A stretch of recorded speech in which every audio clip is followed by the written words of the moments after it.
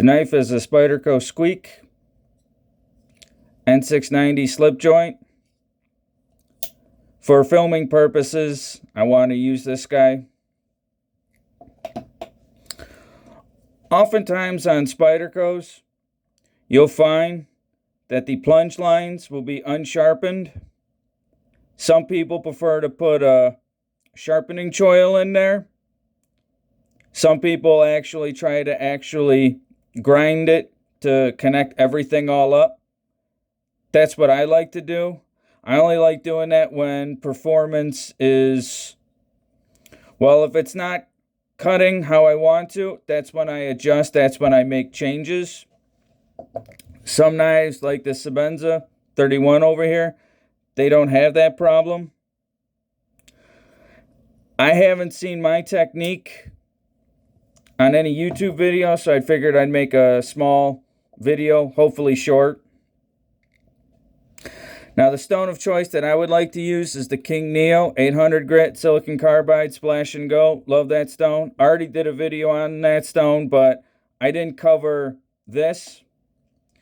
Now, for demonstration purposes, I'm going to use my India stone. Now, when I'm sharpening, when I'm doing my final passes on that corner, alternating, it's for detecting any microbursts as best as I possibly can. Other people go to a strop when they actually do their burr removal. I think I get decent results just off the stone themselves. That's just me. Now, when you're doing that, I'm really not trying to put a lot of wear and tear on this corner, but you'll often see people use that to actually correct that plunge as best as possible. Now, I think that's kind of foolish. That's just me. Because I feel like if you use this part, where you just literally lock in, rub it up to the plunge, and then you go back and forth to just raise that angle up to actually hit the area that you want to. Even if you did it a minute, 2 minutes every single sharpening session to gradually correct that issue. I mean, or you could take a long time to actually get it correct. However much time, I mean, it's your knife, it's your tool. You could do whatever you want to enjoy it. But my stone of choice, usually when I'm fixing plunges, no matter what the steel, would be the Neo.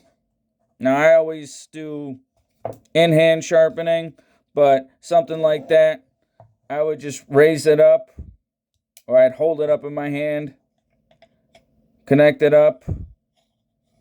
I mean, I'm just doing rough demonstration. I'm not trying to be perfect here on a knife that really doesn't need it. But if you are trying to correct that, this is the part of the stone that I would actually use to actually start correcting that, to start cutting it in, and to start blending it all together. Because at the end of the day, it's your knife, and it's your responsibility to enjoy it and to make sure it's functioning how you want it.